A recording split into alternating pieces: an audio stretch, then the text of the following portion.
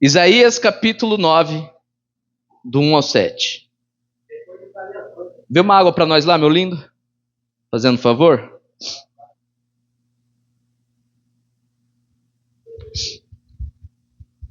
Amém?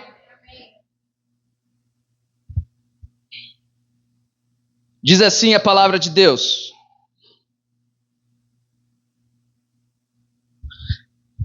contudo, não haverá mais escuridão para os que estavam aflitos. No passado, ele humilhou a terra de Zebulon e de Náftali, mas no futuro honrará a Galiléia dos gentios, o caminho do mar, junto ao Jordão. O povo que caminhava em trevas viu uma grande luz.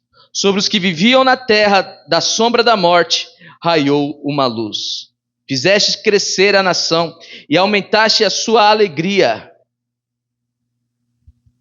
Eles se alegram diante de ti, como os que se regozijam na colheita, como os que exultam quando dividem os bens tomados na batalha, pois tu destruíste o jugo que os oprimia, a canga que estava sobre os seus ombros, e a vara de castigo do seu opressor, como no dia da derrota de Midian, pois toda bota de guerreiro usada em combate e toda veste revolvida em sangue serão queimadas, como lenha no fogo. Porque um menino nos nasceu, um filho nos foi dado, e o governo está sobre os seus ombros. E ele será chamado Maravilhoso, Conselheiro, Deus Forte, Poderoso, Pai da Eternidade, Príncipe da Paz. Ele estenderá o seu domínio e haverá paz sem fim. Amém? Senhor, obrigado pela sua palavra, obrigado por aquilo que o Senhor tem realizado no nosso meio, e nós cremos que grandes coisas vão acontecer neste lugar. Amém? Podem ficar à vontade.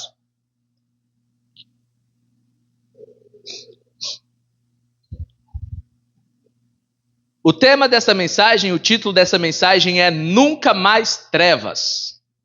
Você pode repetir isso comigo? Nunca mais. Vamos lá. Nunca mais trevas. Mais uma vez, nunca mais trevas. Última vez, nunca mais trevas. Amém?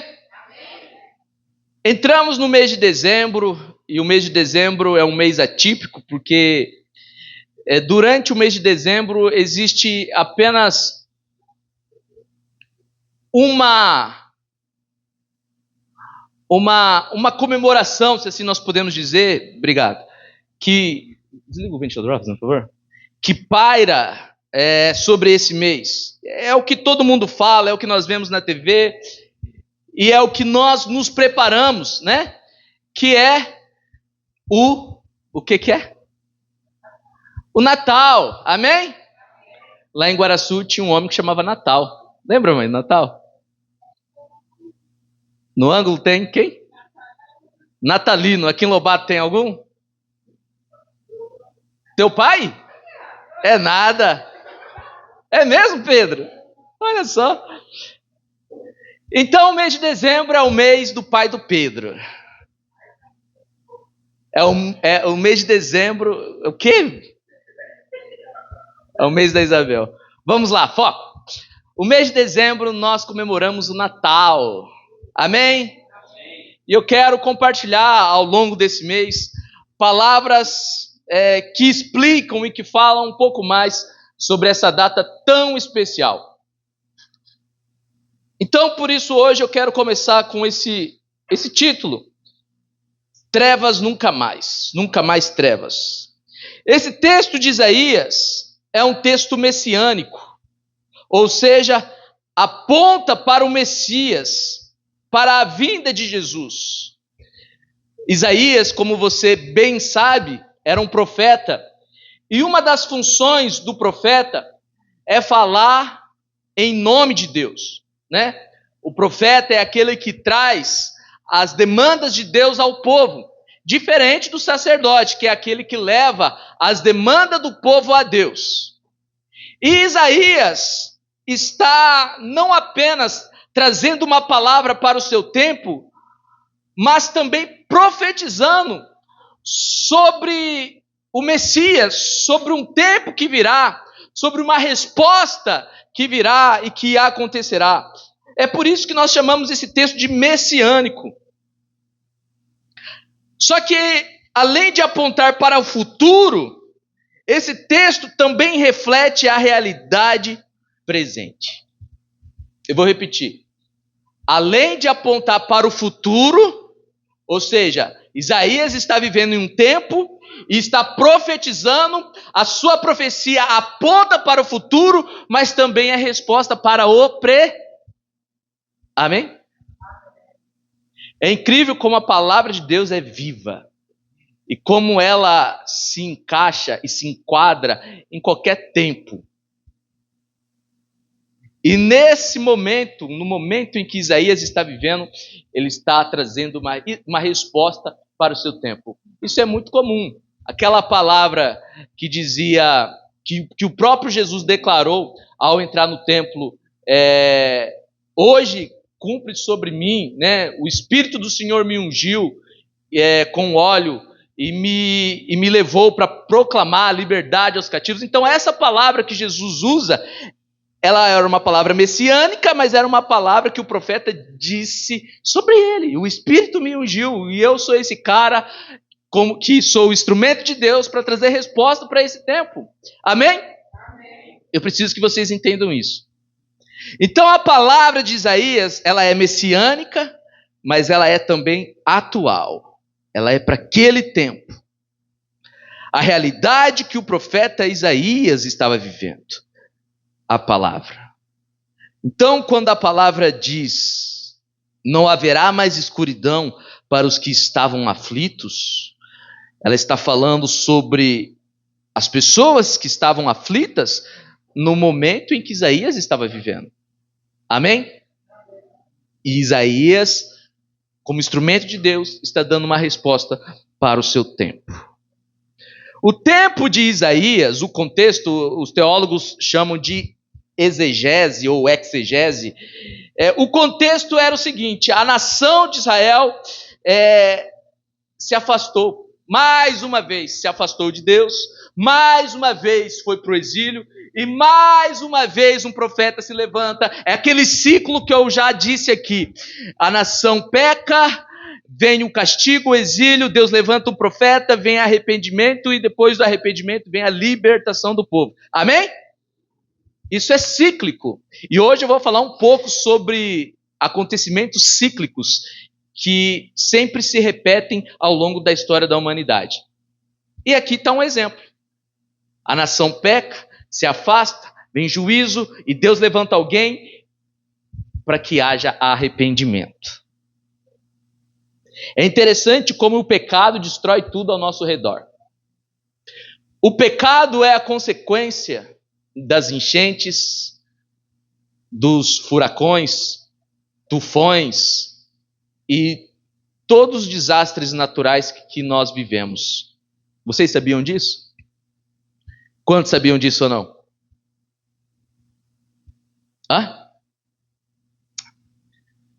A Bíblia diz que a natureza criada geme, esperando o posicionamento dos filhos do homem, dos filhos de Deus. Então, quando os filhos não se posicionam, a consequência do pecado dos filhos, a consequência do pecado dos homens, ela reflete na natureza. Quem está entendendo isso? Vocês sabiam disso? Isso é muito sério. Uma das coisas que não foi falada, e é até um pouco delicado dizer isso aqui agora, mas aquela enchente que houve no Rio Grande do Sul, amados, aquilo ali, o que tinha de elemento espiritual por detrás daquilo, não é brincadeira, aquilo não foi simplesmente a natureza que resolveu se rebelar. Se você estuda, se você pesquisa, você vai perceber que o nível de ocultismo, bruxaria, satanismo no Rio Grande do Sul é muito grande. Vocês estão entendendo? Então a natureza, ela dá uma resposta. E é esse contexto que Isaías vive, onde o pecado contaminou tudo ao seu redor. Porque é isso que o pecado faz. A realidade que o profeta Isaías está vivendo é essa. Essas trevas que o profeta Isaías está relatando, não é trevas especificamente sobre o futuro, mas é o que ele está vendo. Realidade essa que ele estava vivendo e que se repete várias vezes ao longo da história da humanidade. Eclesiastes capítulo 1, versículo 9 e 10, diz assim, eu disse que nós iríamos falar um pouco sobre o que é cíclico.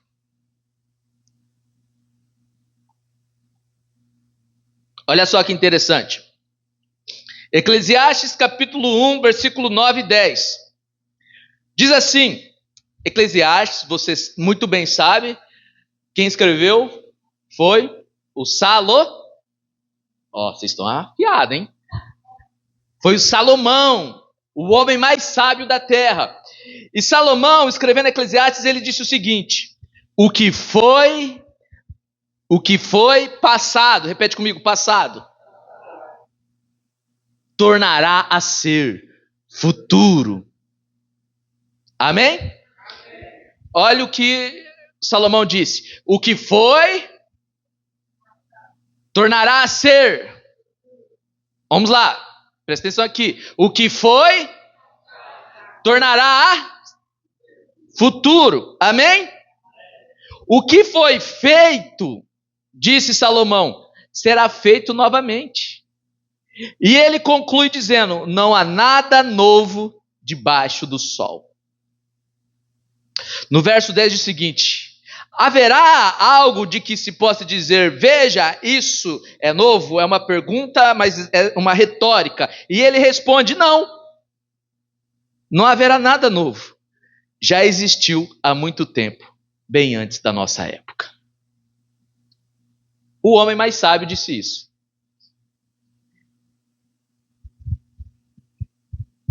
E é isso que nós precisamos entender.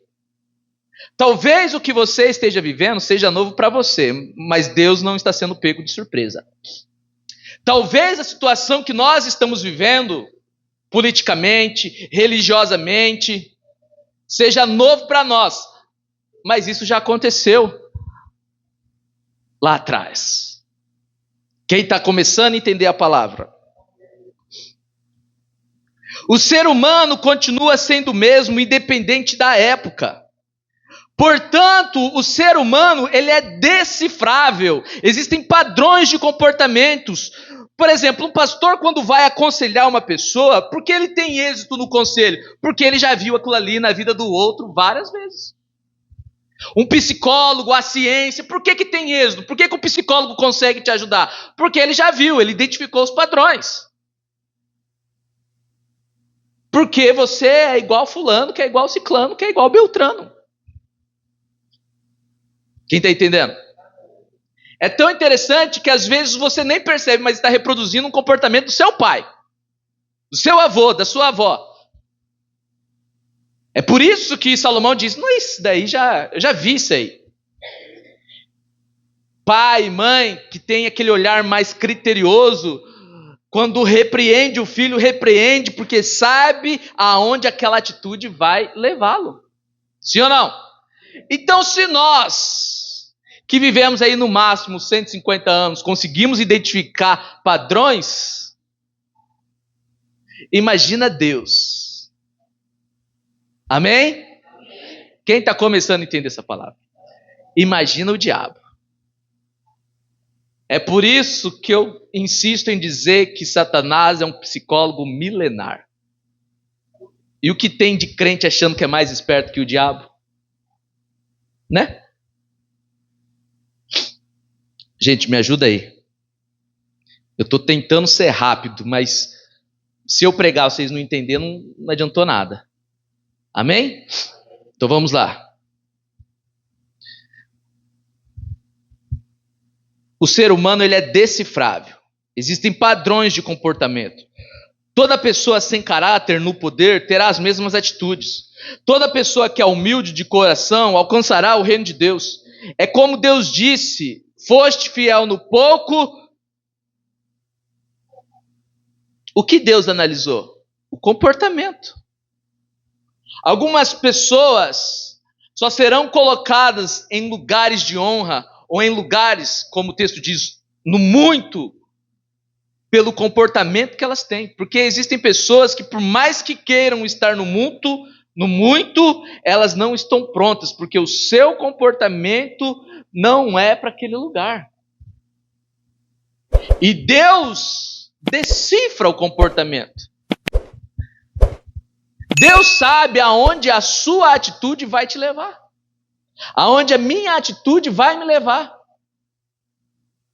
Amém ou não amém? Amém. Às vezes, nós encontramos algumas pessoas dizendo assim: quando Deus me der isso, pastor, aí eu vou fazer isso aqui. Não, não vai, porque já não faz agora. E Deus sabe disso. Ah, quando Deus me abençoar, pastor, aí o senhor vai ver, o meu dízimo não vai ser mais 10%, vai ser 30%. Não vai. Não se engana, porque você já não faz isso agora. Quando Deus me abençoar, me ajudar, me der aquele emprego bom, aí sim eu vou me dedicar mais. Não vai, amados.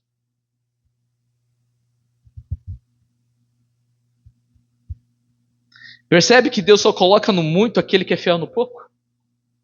Identificou padrões. Amém ou não amém? É como Deus disse: fosse fiel no pouco, sobre o muito te colocarei. O servo foi decifrado. Deus viu o padrão. Esse cara tem um comportamento excelente para viver sobre o muito. Será que esse padrão é o seu padrão? É o meu padrão. Eu recebo essa palavra.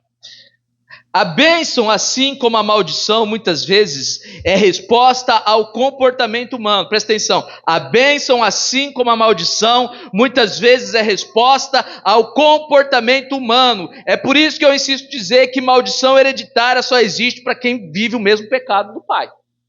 Porque se você rompe com isso, não tem maldição que te alcance. Amém ou não amém?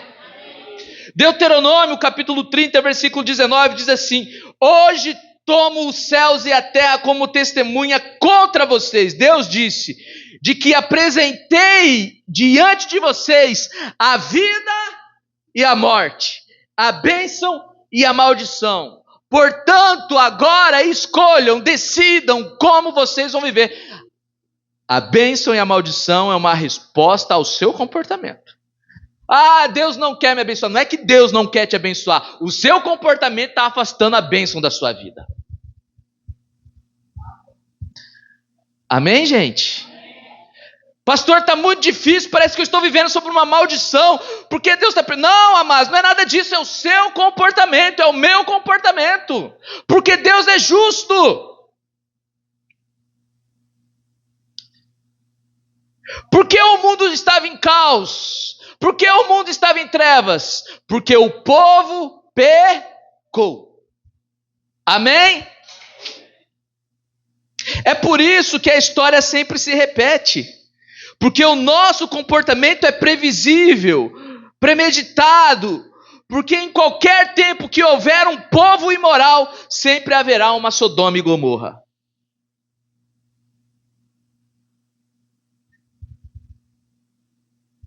Nós temos a nossa Sodoma e Gomorra. Vai começar agora, fevereiro. Porque o povo é imoral. E os crentes estão em frente às telas, vendo Sodoma e Gomorra. E permitindo ser contaminado por aquilo que vê. Pastor, não estou entendendo o que o senhor está falando. Estou falando do carnaval, crente.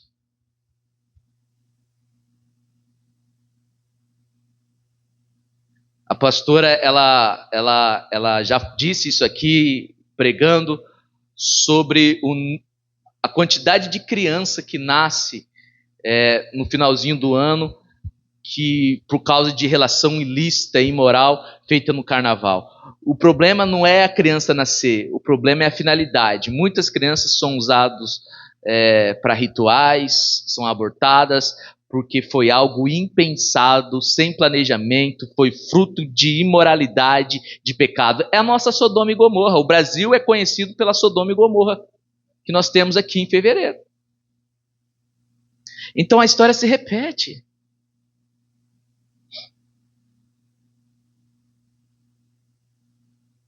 Quem está entendendo?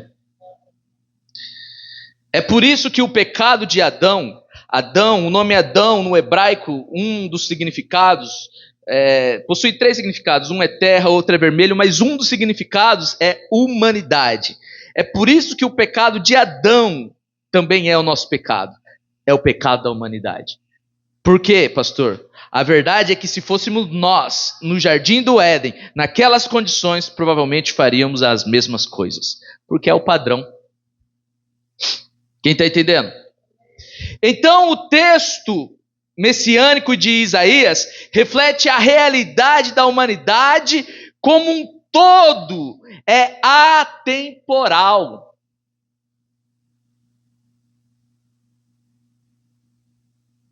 Portanto, também se aplica a nós.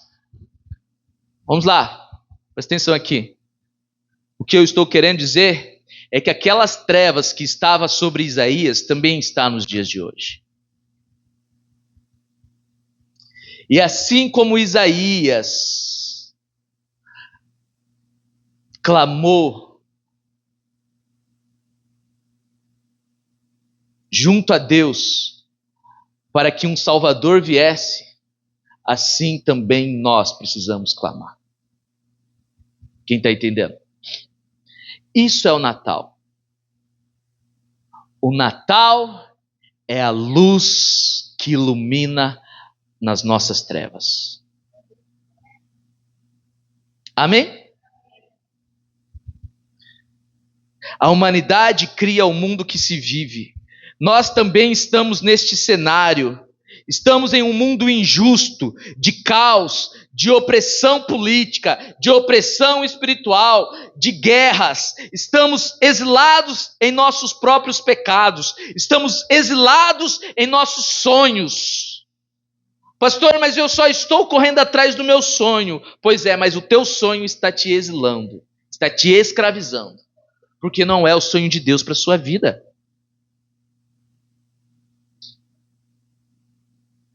Então estamos neste cenário, Giovanni, estamos inseridos neste contexto. Eu não sei vocês, mas eu fico um pouco aflito quando eu começo a olhar para o rumo que o mundo está tomando. Talvez isso não importe para você, talvez isso não te preocupe nada. Outro dia eu fiquei triste ao ver que o dólar, o nosso real, chegou a 6 e pouco.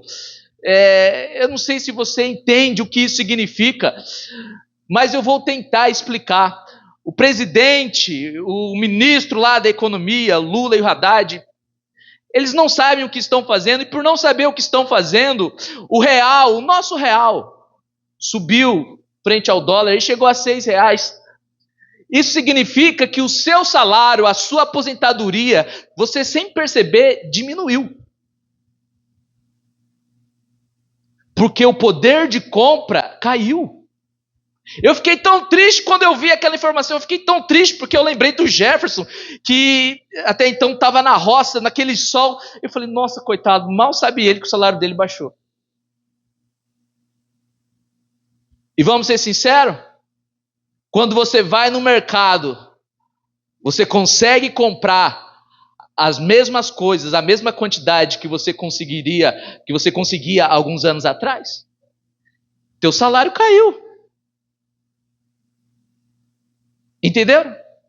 Então, assim, existem situações que estão acontecendo. Eu fiquei triste por isso. Eu falei, meu Deus, até quando nós vamos pagar pelos comportamentos, pelas atitudes destes homens, dessas pessoas? E Deus me lembrou, mas foram vocês que colocou essas pessoas lá. Eu não também. Quem está entendendo essa palavra? Sabe, eu não estou aqui para falar de política, eu só dei um exemplo. Talvez essa questão macro não te incomode, talvez você olha a notícia e fala, tá bom, tanto faz, tanto fez. Mas talvez o que está te incomodando no cenário é uma questão micro. Talvez seja um problema na sua família. Uma situação mal resolvida com seu irmão, com seu pai, com a sua mãe. Talvez seja uma conta que você não conseguiu pagar e os juros só estão aumentando e o seu telefone não para de tocar e você não consegue dormir em paz. Talvez seja uma situação que cada vez fica mais insustentável. Talvez o que te assombra é o medo da manhã. O que será do meu filho? O que será da minha filha? Se eu adoecer, se eu não estiver aqui? Talvez o que te assombra é a insegurança, é a ansiedade, é a depressão. Talvez seja o seu futuro, talvez seja a solidão. Pastor, eu sou só no mundo. Talvez seja a falta de perspectiva. Talvez seja a injustiça que te envolveram, colocaram o seu nome em uma roda de injustiça e você não sabe o que fazer. Talvez seja um pecado que você tem lutado e já não vê mais da onde tirar forças. Talvez seja o medo de ir para o inferno, enfim, eu não sei. Você sabe.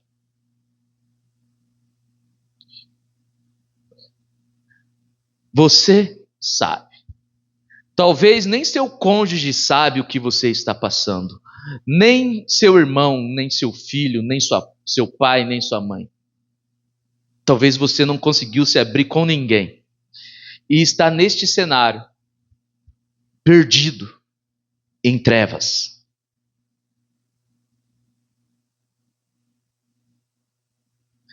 Quem está entendendo?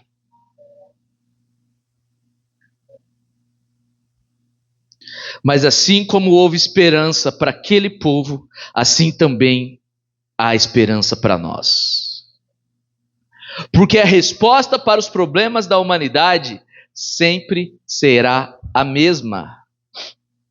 Eu vou repetir. A resposta para os problemas da humanidade sempre será a mesma.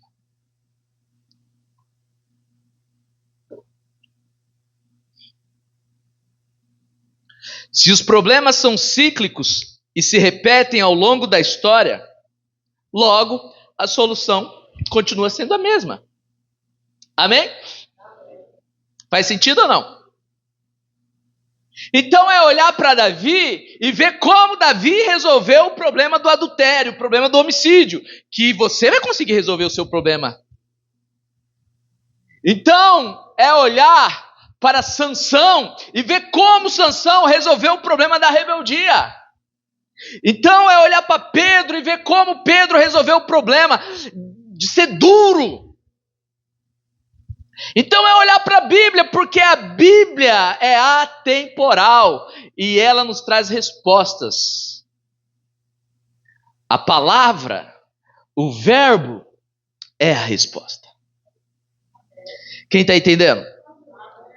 Amados, só existe uma solução para os problemas da humanidade. Só existe uma solução para os nossos problemas. Romanos capítulo 5, versículo 18 diz assim: consequentemente, como uma só transgressão resultou em condenação para todos os homens e mulheres, preciso deixar claro, porque às vezes as mulheres acham que é só para os homens, né, Giovanni? Consequentemente, como uma só transgressão resultou em condenação para todos os homens, assim, por um só ato de justiça, veio a justificação que dá vida a todos os homens. Glória a Deus. Amém? O que eu estou querendo dizer, tentando dizer, é que no final das contas a solução para o meu e para o seu problema é um só. Ou seja, não existe outras opções. Existe uma única verdade e um único caminho. E eu estou aqui hoje para te dizer que nem tudo está perdido. Quantos recebem essa palavra? Estou hoje aqui para te dizer que há esperança. Olha o que o texto diz. Isaías 9:2. O povo que andava, é um caminho que se anda. Muitas vezes o andar está relacionado ao modo de viver. Então, o povo que andava, o povo que vivia, o povo que andava em trevas, viu uma grande luz. Amém? Sobre os que viviam na terra da sombra, a morte, sobre os que viviam na terra da sombra da morte, raiou uma luz. O que aconteceu aqui? Vai dar tempo, graças a Deus. O que aconteceu aqui? Uma mudança de cenário. Repete comigo, uma mudança de cenário. Arthur, apaga a luz pro pastor, fazendo um favor. Isso. Arthur, acende a luz, fazendo um favor.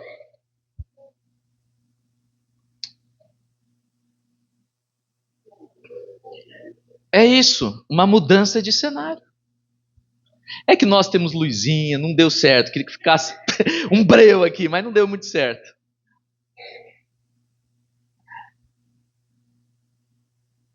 Porque quem anda no escuro não consegue enxergar a beleza que está ao seu redor. Quem anda no escuro não consegue ver o que Deus está fazendo.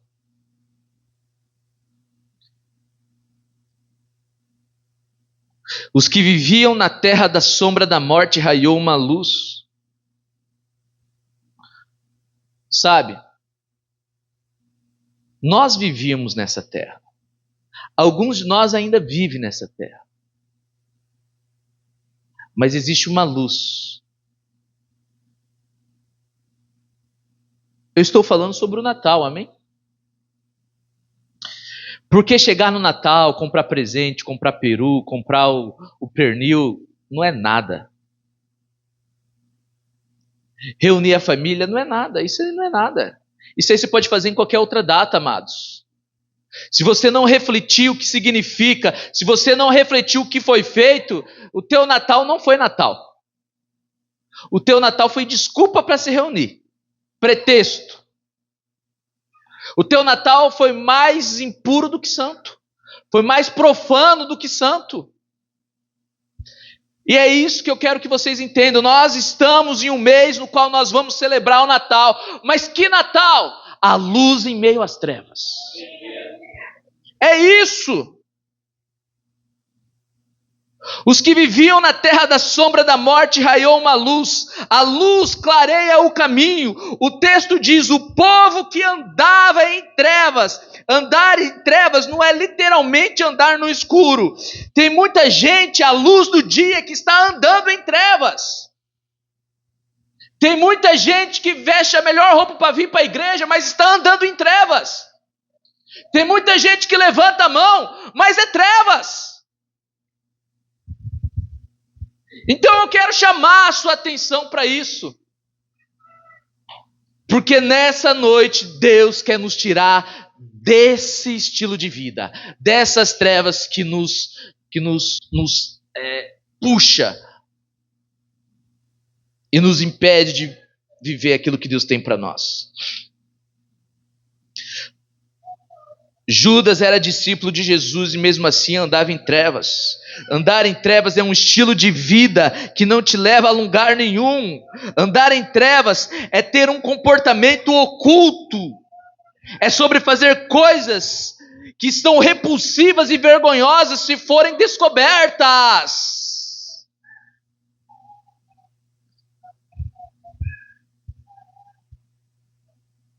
Ai de mim, como disse o profeta, né?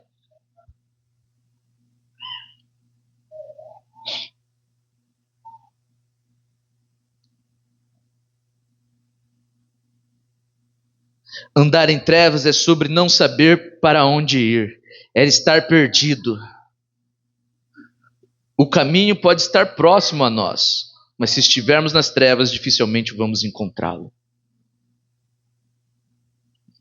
Talvez você se encontre nesse lugar, de não saber o que fazer, para onde ir ou como sair dessa situação.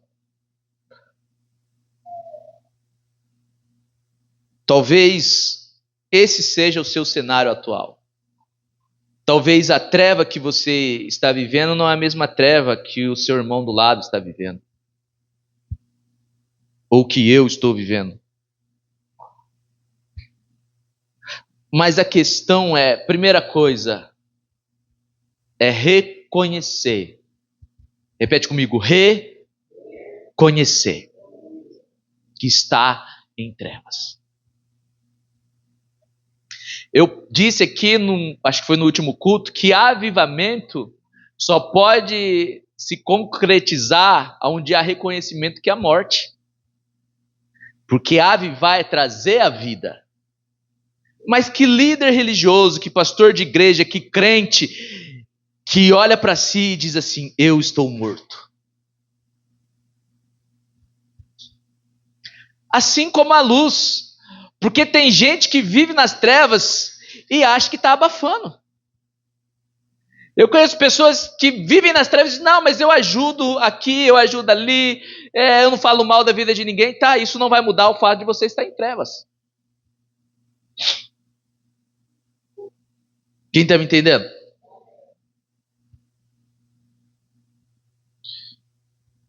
Sabe, amados, há mais de 2000 anos atrás, o mundo estava novamente nesse cenário.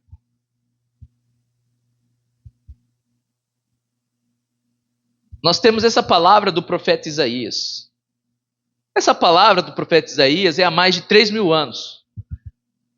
Só que, não muito distante ali do futuro de Isaías, e no nosso passado, há mais de 2000 anos atrás, este mesmo cenário que havia no contexto de Isaías, o povo sendo oprimido, injustiça e pecado e tudo mais, como diria o Chaves, Isás. Este mesmo cenário acontece há mais de 2000 anos. O terrível Império Romano governava o planeta. É a famosa cultura greco-romana. Então, antes dos romanos, haviam os gregos, e os romanos permitiram que a cultura grega se sobressaísse, eles fizeram uma fusão. Então, a coisa era tão feia, que orgia era rito de culto. Quem está entendendo essa palavra?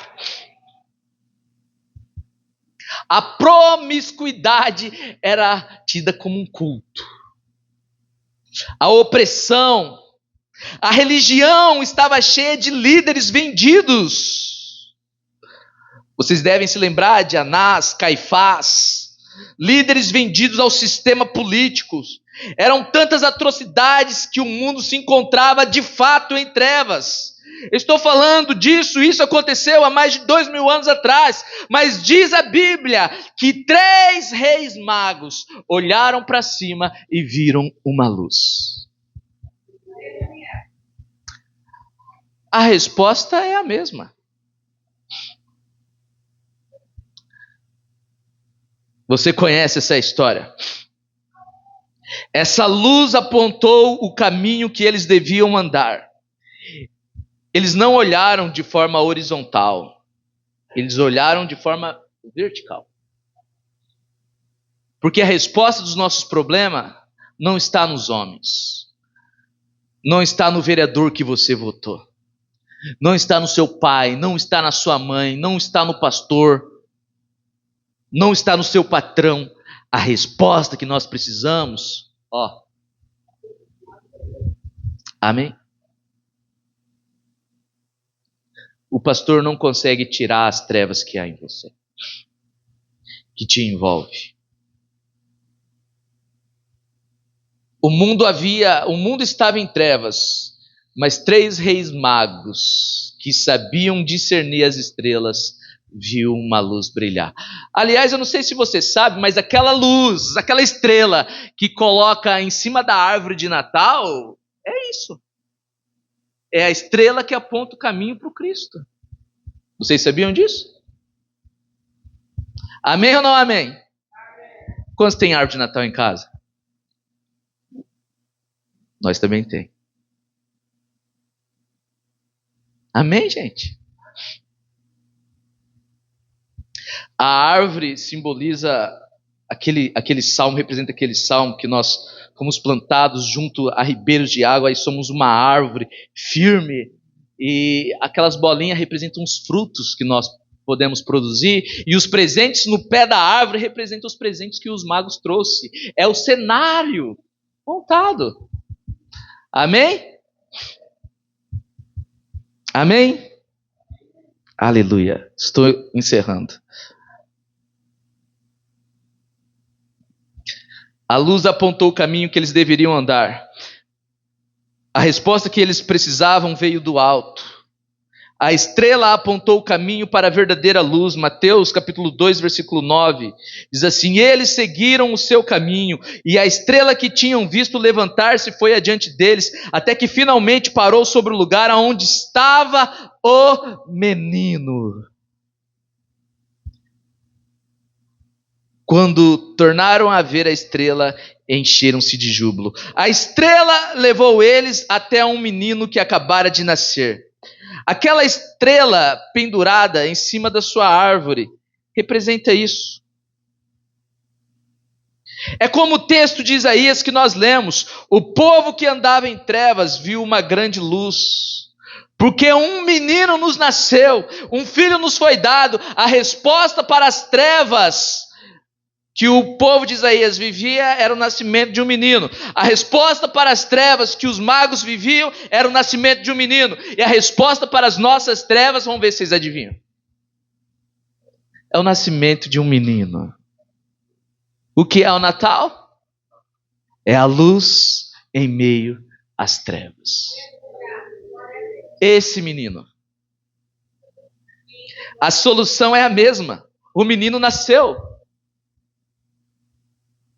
É interessante que o texto de Isaías não diz simplesmente que um menino nasceu, mas o texto diz que um menino nos nasceu. Eu não sei se vocês entenderam, mas o profeta não está dizendo, nasceu um menino. Não, o profeta está dizendo, nasceu um menino nos nasceu. O menino nasceu para nós. Amém? Ele nasceu para nós e morreu por nós. A verdadeira luz que brilha e nos tira das trevas tem um nome. Queria chamar o Marcos, a Neuza, você que vai cear.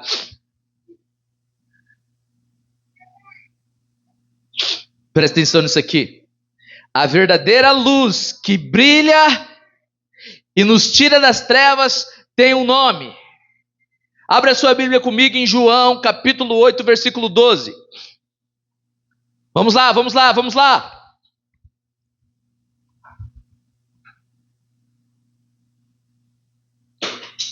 A verdadeira luz que brilha e nos tira das trevas tem um nome.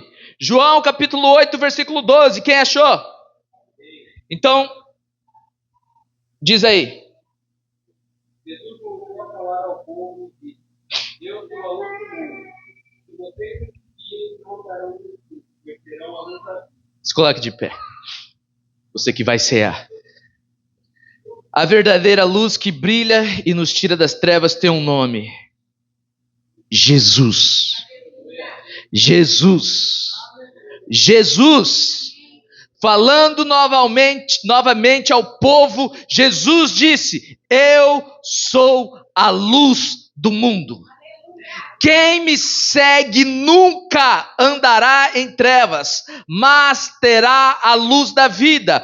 Jesus é aquele menino que Isaías disse: o menino nos nasceu, o governo está sobre os seus ombros, ele será chamado maravilhoso, conselheiro, Deus poderoso, Pai eterno, príncipe da paz. Tudo que nós precisamos, nós encontramos em Jesus Cristo de Nazaré. É Ele quem muda o nosso cenário, como bem disse o profeta Isaías.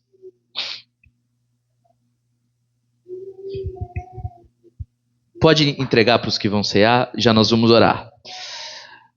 Olha só. Jesus é aquele menino. É Ele que muda o cenário, como bem disse o profeta Isaías. Ele estenderá o seu governo e haverá paz sem fim sobre o trono de Davi. Presta atenção aqui, pega a sua ceia, mas fique ligado. Ele estenderá o seu governo e haverá paz sem fim sobre o trono de Davi. Esse menino não existia no tempo de Isaías.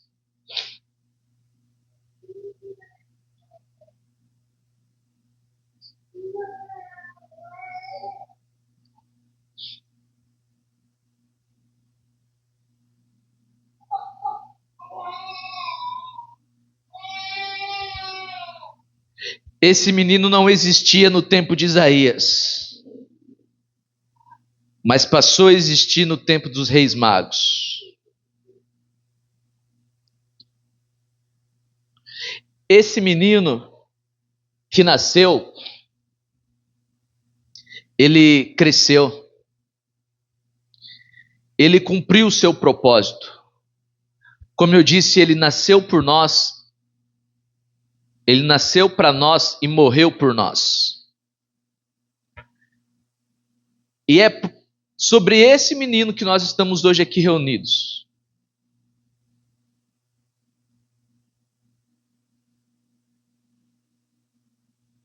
A Bíblia diz que esse menino, na noite em que foi traído, tomou o pão e bebeu o cálice. E tomou o cálice.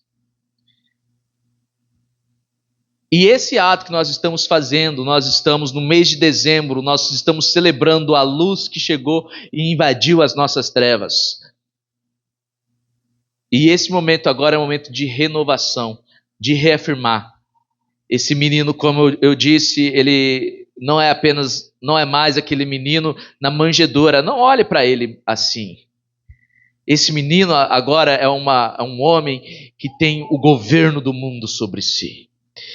Ele é o Todo-Poderoso, Ele é o Conselheiro, Ele é o Deus forte, Ele é o Príncipe da paz. Então, lá no seu cenário de Natal, no presépio, não coloque um menino na manjedoura, coloque um leão lá. Porque é isso, Ele é o leão da tribo de Judá. Nós não celebramos um Cristo que está pendurado numa cruz. A nossa cruz está vazia, porque Ele ressuscitou. E o nosso Natal é essa luz, a luz do mundo. Amém? Feche seus olhos. Senhor, nós consagramos este pão e esse suco como o corpo e o sangue do Senhor. E esse é o momento no qual nós vamos cear, nós vamos renovar a nossa aliança. E pedimos a Ti, ó Deus, para que o Senhor nos ajude na caminhada. Se um dia nós andávamos nas trevas, agora nós queremos andar na luz. Se ainda há trevas em nós, nos abrimos e olhamos para cima para receber o direcionamento do Senhor. Porque não queremos viver em trevas. Aceitamos o senhorio, aceitamos o governo, aceitamos o domínio, a autoridade de Cristo sobre nós. E é isso que nós estamos fazendo, celebrando ao filho, ao menino que cresceu, que morreu, mas ressuscitou. Em nome de Jesus. Coma e beba do corpo e o sangue de Cristo.